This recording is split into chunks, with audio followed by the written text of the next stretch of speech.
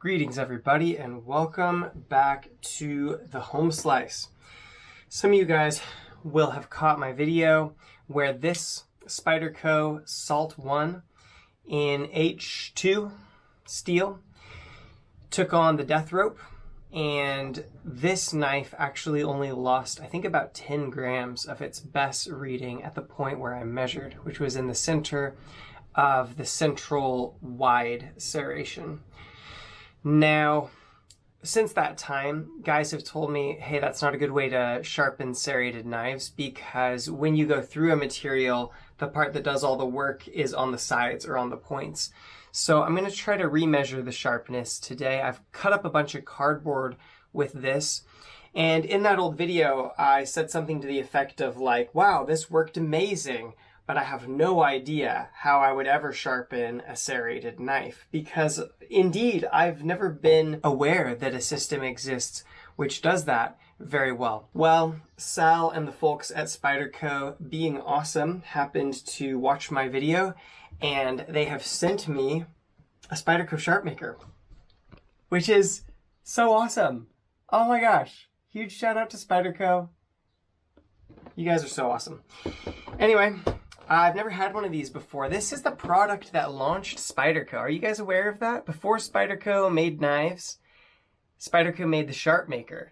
And it's one of the first intros of ceramic materials into the sharpening world. It's one of the world's first fixed angle, like guided angle sharpening systems to simplify sharpening. And this little kit condenses down to a little brick I'll show you later. But it has an incredible number of different variations and things that you can do to sharpen nearly anything you can think of.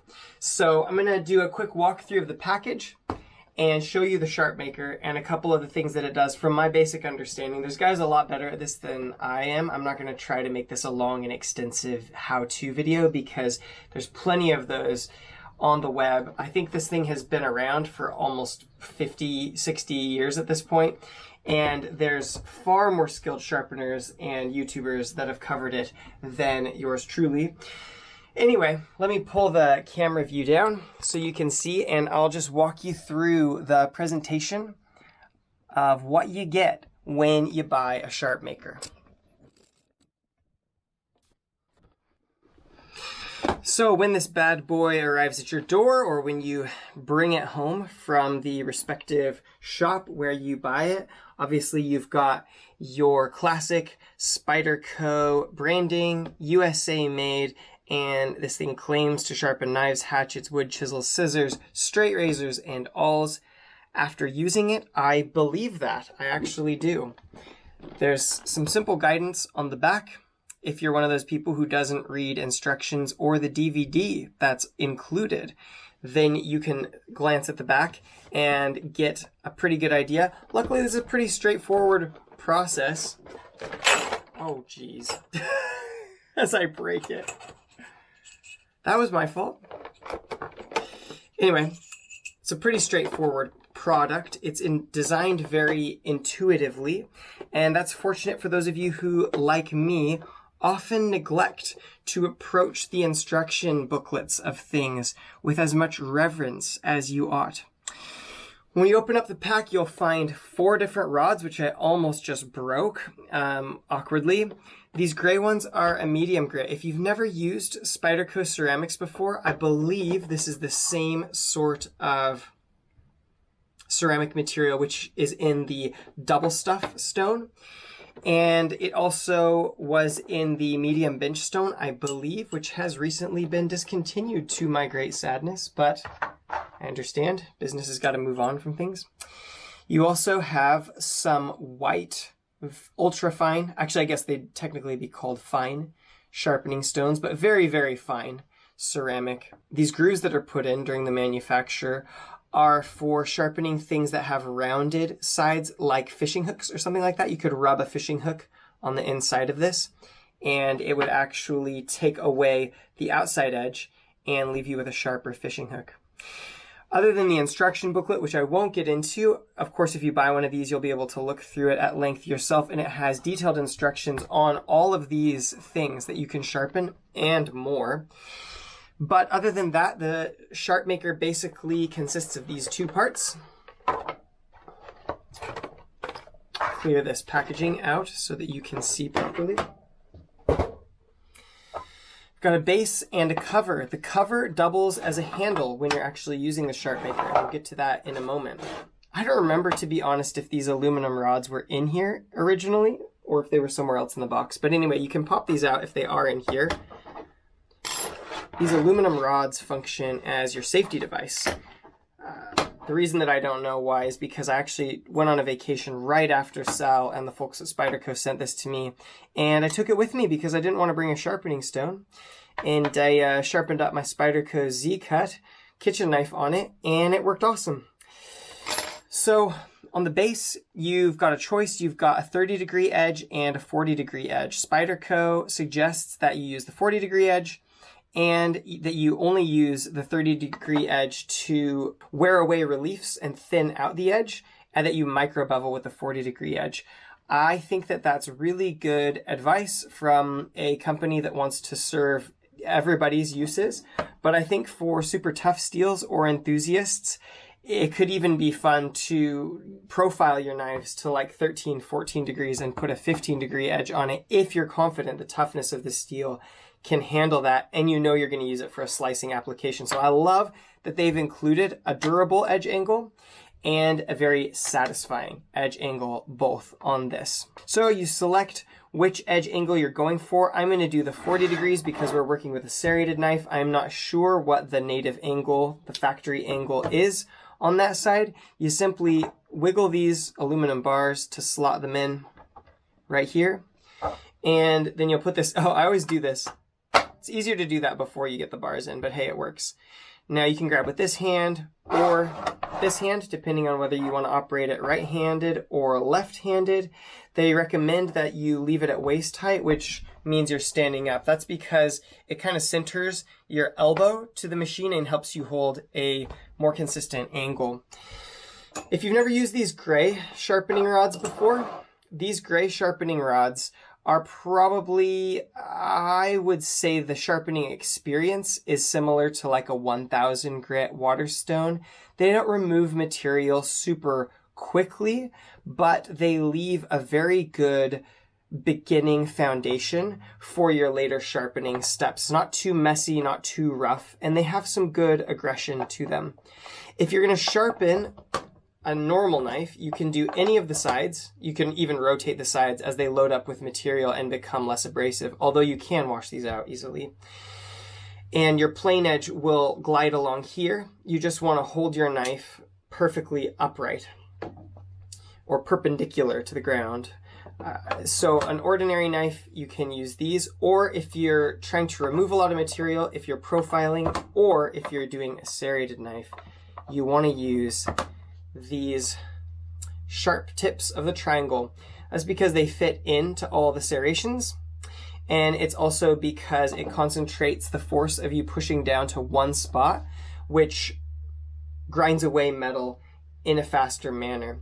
So at this point I could stand up and we could go for it, but before we do, I want to see, after cutting up a bunch of cardboard and the death rope, where this serrated knife is at as far as keenness goes on the best machine. So I'm going to try, let's see. When you're cutting up a rope, your main force is your forward cut. So I'm going to test the back edge of this middle serration and see how sharp that is. I assume that'll be roughly the dullest spot on the edge. I'm going to try to do it at whatever angle of attack means that it's flattest. So I'm going to move this over here. Best machines work best on a flat piece of edge and a level piece of edge. So any movement of angle this way, or if you're off on the angle this way, or if it's very curved, it will give a different result. So you got to be careful of those things. And can we see here? Okay. So this thing started out factory sharpness, I want to say was somewhere around 250 55, and then after the death rope it was up to 265, 275, something like that. And after just a quick strop where I put some leather down and stropped the teeth off, after going through the entire sandy used ship rope that I test edges on, it came back all the way to 170, sharper than factory. So all right, let's see how we're doing here. Give me just a second. I'm going to try to place this very carefully.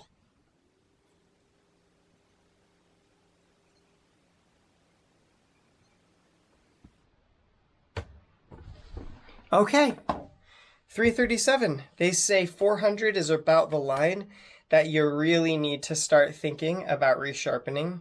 Now, of course, serrated knives don't hit a point where you really need resharpening very quickly, but 337 is a lot worse after cutting up the cardboard than this edge seemed to be initially. So I think we have something we can work with, and we'll hit this on the Sharpmaker and see where the edge comes back to. For those of you not familiar with the Best machine, it measures the amount of force it takes for the apex or the very point of the edge to get through this little high tensile line. The line is kind of like a fishing line that's clad with some material that makes it harder to cut, so that it stretches out your different pressures so you can very accurately see how keen the edge is that's going through it.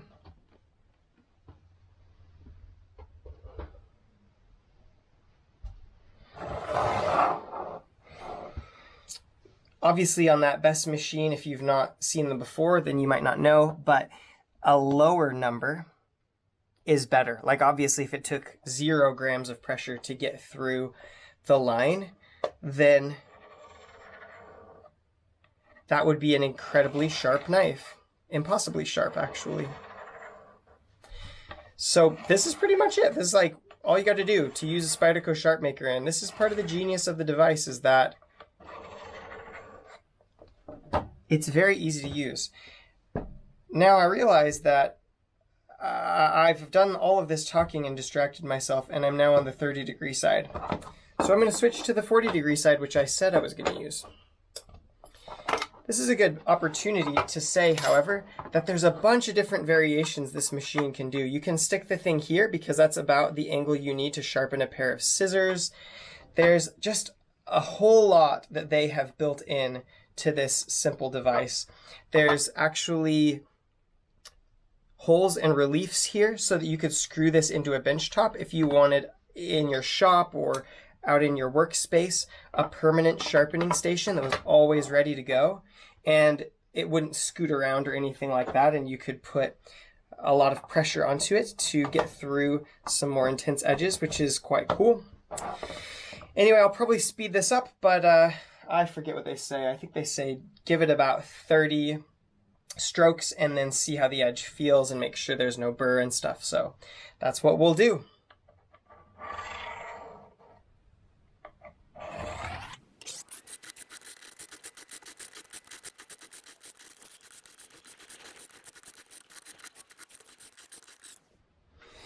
I forgot to do a paper test before, and of course serrated knives tend to sort of skip around a little bit on a paper test, but let's see if we, oh yeah, scooping in and slicing and some of the individual serrations now, which I was having some trouble with that after the death rope test. Paper's not really a good test for serrated knives, is it? I don't know. You serrated guys, you got to tell me what's up. What do you use to see if it's sharp, other than a Best machine? You may be able to see now that these corners are shiny, and they recommend in the Spyderco booklet that if you need to wash the metal shavings off of these ceramic rods, that you just use soap and water. You can use some of your like countertop cleaning product or borax, I believe, like any of the sort of more heavy-duty cleaners should take stuff off, and a Scotch-Brite pad.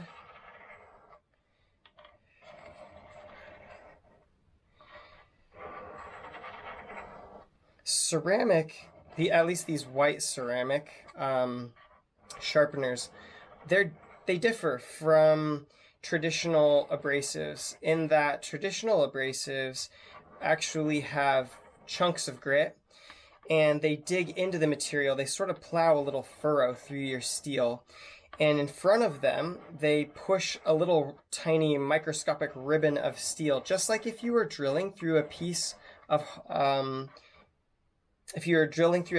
somewhat ductile metal. Then as the drill goes through, it would put these little curls off in the swarf that is generated by stones with traditional abrasive. There's actually little tiny microscopic curls of steel. As a general rule, fine ceramics work a little bit differently. They actually remove material from the steel, usually through a process that's known as adhesive wearing. In adhesive wearing, the two materials are attracted to one another. So right now, as I slide this across, there's a contact point with a lot of pressure. And that pressure causes the metal and the ceramic to fuse together. So rather than a big chunk of abrasive digging in and plowing some material out, you've actually got two materials that atomically are attracted to each other, and they bind together as they touch, and as they get pulled apart, they shear apart.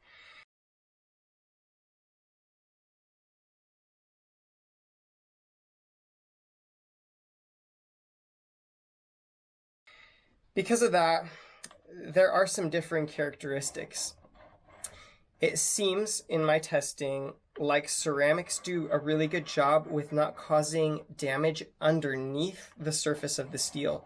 And so they lead to very stable and aggressive apex characteristics, the characteristics of your actual cutting edge. However, like anything, there can be drawbacks. At times, ceramics can leave a little bit of a foil burr that at first feels really, really nice, or is like hair whittling, but then goes away very quickly, or quicker than you would think, if that action of adhesive wearing has pulled and drawn the apex out into a little ribbon of metal. One of the reasons that the Spyderco Sharpmaker is relatively ingenious is that it uses all edge leading strokes. And what I mean by that is the edge is leading the way as I go across. It's not the spine that's going first. If the spine was going first up like this, which you can do with a Sharpmaker, and I'll probably play around a bit with that, but if the spine was going first, you call that edge trailing. There's been studies done by Dr. Todd Simpson on the science of sharp, where he finds that, as a general rule, edge trailing strokes, so going like in this direction, or if you're on a stone, in this direction, away from the edge, they lead to really good keenness. Like the point or the shape of the edge gets very, very fine. The width of that ultimate edge gets very fine. But they tend to struggle with burr problems. This machine is set up to be done in a completely edge-leading manner, which is great because for ceramics, your risk of damaging that edge apex is really low because these are so fine and because of the mechanics by which they sharpen. Also, edge leading is unlikely to produce as much of an unproductive metal burr at your edge.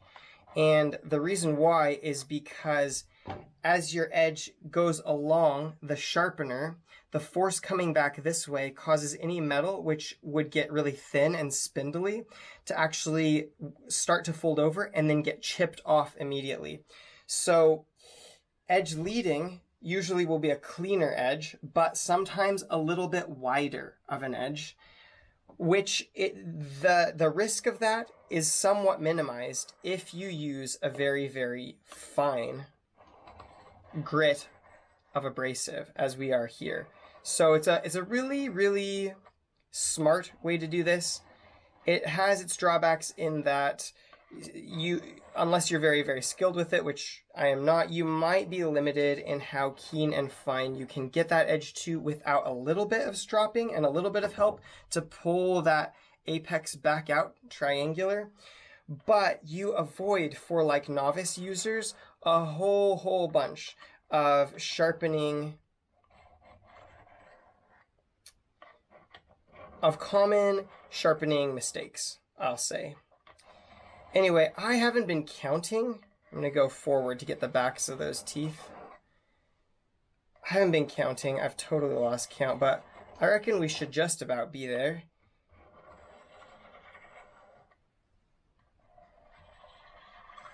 They say go slow and steady. You can put some pressure on to remove metal, according to the instructions, I believe. But it doesn't help to go fast. Let's see if we can notice any difference in the paper cut test. It's just hard to cut paper with a serrated knife. A little smoother. It gets through it. All right. Let's see where we're sitting with the old best machine. So 337 was our original number. Woo! Almost touched the line prematurely there. Let's see how we're sitting now.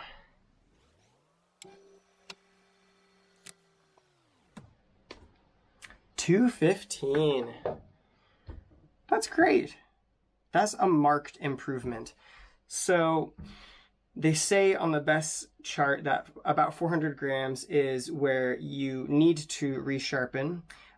Most brand new knives, they ship from 200 to 300. And here we are just off the stone with no stropping. We've actually hit about 30 grams less than this thing shipped to me, which the manual from Spyderco actually says and claims, hey, this Sharpmaker will get most of your knives, even your serrated ones, sharper than they came. So that is the case here. I may attempt some light stropping on some kangaroo leather to see if we can get that to fall just a wee bit more. But this is a great working edge, very crisp. And I'm sure with those serrations, this thing is just going to chew through things like nobody's business. All right, let's do a little strop.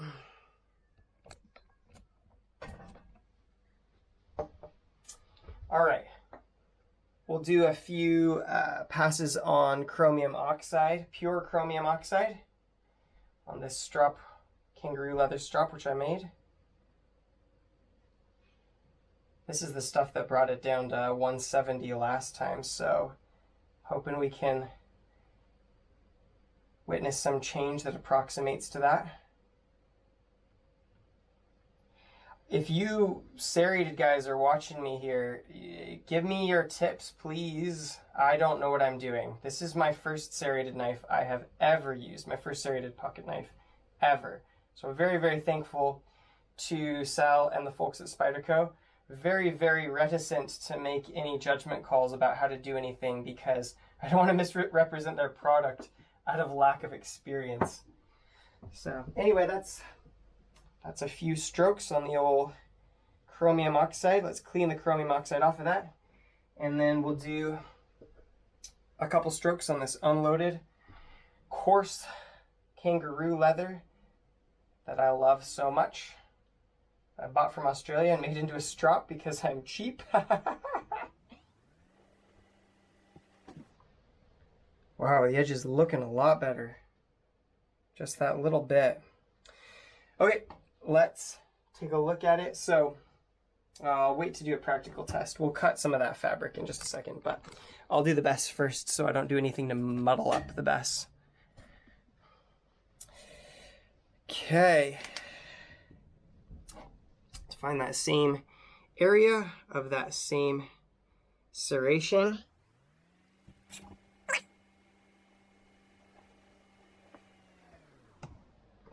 $206.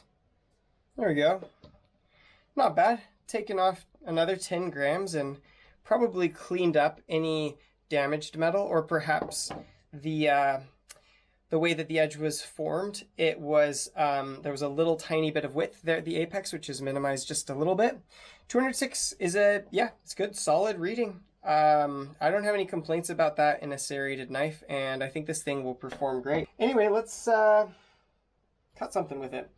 This is a rag made from an old cloth diaper. We've cloth diapered a lot of our kids, so popping through that, easy peasy. No worries at all. Just double over that material, quadruple that material. Oh my gosh, yeah, just no resistance. Very cool. I nearly forgot the best part. So for those of you who, like myself, like to think of yourself as something of a minimalist or somebody who doesn't accumulate too many possessions around, whether that's well-founded or somewhat delusional, I don't know in my case, but Spyderco has designed this thing to collapse down so that it is brilliantly small to travel with. So if you take the rods out, take the guards out, take the cover off, okay? Your aluminum rods slot into these spaces right here. You give them a little push, pop, they pop in there, pop in there. It'll look like that when you've got it properly assembled. They nest down out of the way so that you can actually put some rods in over the top of them. Give them a little press to make sure, which is very, very cool. And then you've got some little arms down here, and they've just got a little tiny ledge on them so that when you pop that in, it actually won't come out, which is very cool. Once you got both sides in, it has this sort of rounded shape, which the cover fits perfectly over, and that thing is ready to travel. Super, super cool. You should note that these actually sit just like a millimeter up above the edge of the device. And so you can actually use this surface as a sharpening surface, and you can use this as if it were a flat stone. Alternatively, if you're sharpening something smaller like a chisel or something like that, there's two rails back here, and you can put them, and they're side to side with almost no gap in between them. So if you had something that needs to make contact on that small of an area, it's not going to be as ideal for knives because you'll run into this, but you could sharpen a chisel, or any kind of flat-bladed device here on this thing. There's other variations of things you can do. You can actually put the safety rods in so it kicks this up and it holds it at a really good angle for chisels and stuff like that, but I won't get into all the details. If you want to find out, just pick up a Spyderco Sharpmaker for yourself and go down all the rabbit holes you want to. Thank you, Spyderco. Thank you, Sal. If you want to see the last video where this thing absolutely ate a used ship rope filled with sand, the link is on the screen now. For the rest of you, I will say, peace out, my friends, from the Home Slice. I hope you all have a great day. Bye.